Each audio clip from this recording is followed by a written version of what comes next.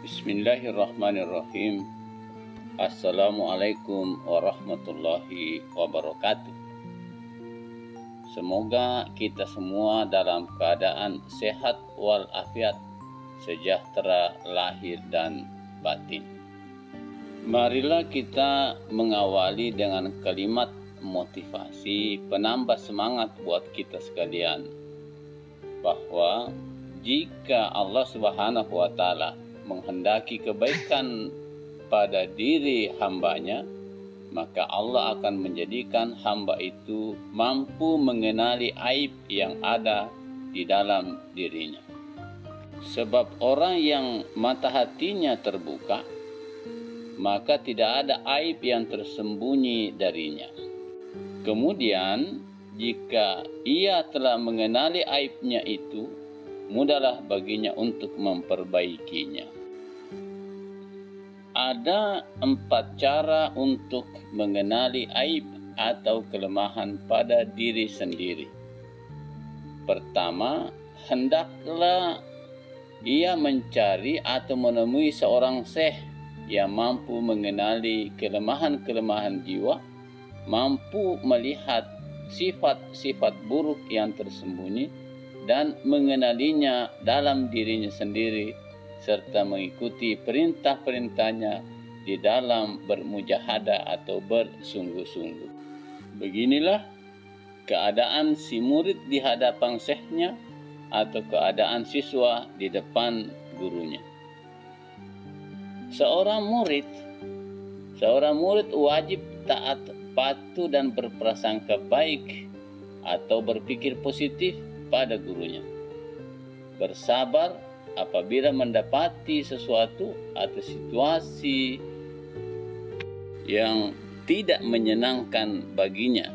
Menerapkan prinsip bahwa sabar itu sama seperti biji pahit, tetapi insya Allah itu pasti buahnya manis.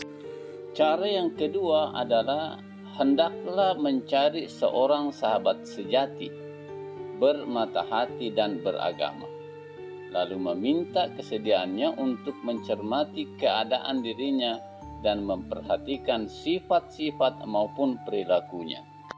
Maka setiap kali didapati perangai, perilaku dan keburukan-keburukannya yang lahir dan batin, maka bersedia untuk memperingatkannya. Cara inilah yang ditempuh oleh orang-orang cerdas dan para pemimpin-pemimpin besar agama. Umar radhiyallahu an sering berkata, "Semoga Allah mengasihi orang yang mau menunjukkan kepadaku kesalahan-kesalahanku." Dia pernah bertanya kepada Salman tentang kesalahan-kesalahannya. Jika keduanya bertemu, Umar selalu bertanya, "Apa saja kabar yang sampai kepadamu mengenai diriku yang tidak kamu sukai?" Salman minta supaya dia tidak wajib menjawab pertanyaan ini. Namun ketika Umar mendesak, dia berkata, "Telah sampai berita kepadaku bahwa engkau mempunyai 2 macam lauk pauk saat makan, dan bahwa engkau memiliki 2 pasang pakaian yang engkau kenakan, satu di malam hari dan satu lagi di siang hari." Umar bertanya lagi, "Adakah kabar selain itu yang sampai kepadamu?" Salman menjawab, "Tidak." Lalu Umar berkata, "Kedua hal itu akan kutinggalkan." Umar juga pernah bertanya kepada Huzaifah, "Engkau adalah sahabat terdekat Rasulullah SAW. Ketika muncul persoalan menyangkut orang-orang munafik, apakah engkau melihat adanya tanda-tanda kemunafikan pada diriku?" Demikianlah, meskipun dia mempunyai pangkat dan kedudukan terhormat, tetap saja dia mengadili dirinya sendiri. Sebab setiap orang yang cerdas dan bermartabat tentu merupakan orang yang rendah hati dan selalu melakukan introspeksi. Hanya saja orang seperti ini semakin jarang ditemukan. Demikian pula sangat sedikit teman yang tidak suka memuji-muji dan sebaliknya, bersedia menunjukkan kesalahan-kesalahan kita atau tidak menaruh rasa iri. Di antara kawan-kawan kita pasti ada saja yang memiliki rasa iri atau maksud terselubung, sering memfitnah atau penjilat yang sengaja menyembunyikan kelemahan-kelemahan kita. Karena alasan inilah Daud al-Ta'i hidup menyendiri. Kepadanya ditanyakan, "Mengapa engkau tidak bergaul dengan orang lain?" Dia menjawab, "Apa yang dapat kulakukan terhadap orang-orang yang sengaja menyembunyikan kesalahan-kesalahanku? Sesungguhnya inilah tekad orang-orang beragama untuk mengenali kesalahan-kesalahan melalui peringatan dari orang lain." Akan tetapi pada zaman kita sekarang, orang yang ternyata paling kita benci justru adalah orang yang mau menasihati kita dan menunjukkan kesalahan-kesalahan kita. Inilah ungkapan yang paling jelas mengenai kelemahan dalam iman, sebab sesungguhnya akhlak yang buruk laksana ular dan kalajengking yang berbisa. Kemudian jika ada orang yang memperingatkan kita bahwa di balik baju kita ada seekor kalajengking yang siap menyerang, tentu kita akan berterima kasih kepadanya. Lalu kita pun segera menyingkirkan dan membunuh kalajengking itu, meskipun rasa sakitnya hanya berlangsung dalam waktu 1 hari saja.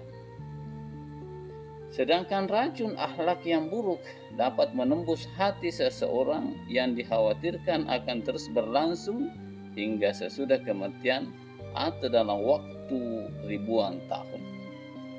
Namun kita malah tidak berterima kasih kepada orang yang mengingatkan kita terhadap hal ini dan tidak mau bersegera melaksanakan nasihatnya.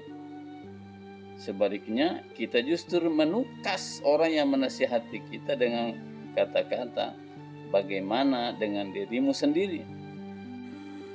Selanjutnya, cara ketiga adalah menarik pelajaran mengenai aib jiwa dari pernyataan musuh-musuh. Sebab sesungguhnya mata benci akan menyingkap keburukan-keburukan. Semoga saja setiap manusia mampu memetik pelajaran dari musuh yang kritis yang mau menyingkapkan kelemahan-kelemahan daripada seorang teman penjilat yang hanya gemar memuji dan menyanjung saja, serta malah menyembunyikan kelemahan-kelemahan yang ada di dalam dirinya. Meskipun sifat manusia umumnya cenderung mengingkari ucapan musuhnya dan menganggap kata-katanya sebagai muncul dari rasa dengki, orang yang bermata hati akan tetap menarik pelajaran dari ucapan-ucapan musuhnya, karena tentu saja keburukan-keburukannya itu akan terlontar dari ucapan mereka. Selanjutnya, cara yang keempat adalah hendaklah berbaur dengan masyarakat. Kemudian setiap keburukan yang dia lihatnya pada masyarakat dijadikan sebagai bahan introspeksi, seolah-olah keburukan itu juga ada pada dirinya. Sebab sesungguhnya seorang mukmin merupakan cermin bagi mukmin yang lain, sehingga melalui aib orang lain dia dapat melihat aib pada dirinya sendiri dan menyadari bahwa sifat manusia itu tidak jauh berbeda dalam hal memperturutkan hawa nafsu. Nabi Isa alaihissalam pernah ditanya, "Siapakah yang telah mengajarimu?" Beliau menjawab, "Tidak ada seorang pun yang mengajariku. Aku hanya memperhatikan kebodohan orang yang dungu, lalu aku menjauhinya." Demikianlah perspektif Imam Al-Ghazali tentang cara mengenali aib diri sendiri, tentu saja dalam rangka menuju menjadi pribadi yang senantiasa lebih baik. Semoga bermanfaat untuk kita sekalian. Wassalamualaikum warahmatullahi wabarakatuh.